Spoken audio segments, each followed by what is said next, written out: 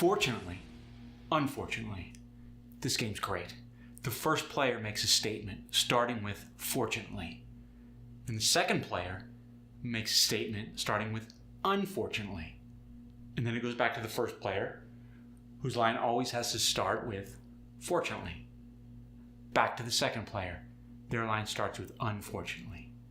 And the two improvisers keep going until hopefully they arrive at some sort of conclusion, a climax. This is great for using your imagination and yes-anding each other.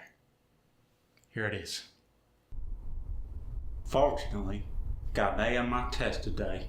Unfortunately, it was testing for your schizophrenic tendencies. Well, fortunately, I got into one of the top mental hospitals in the world. Unfortunately, you will be in a padded cell all alone. Well, fortunately, I'm an introvert.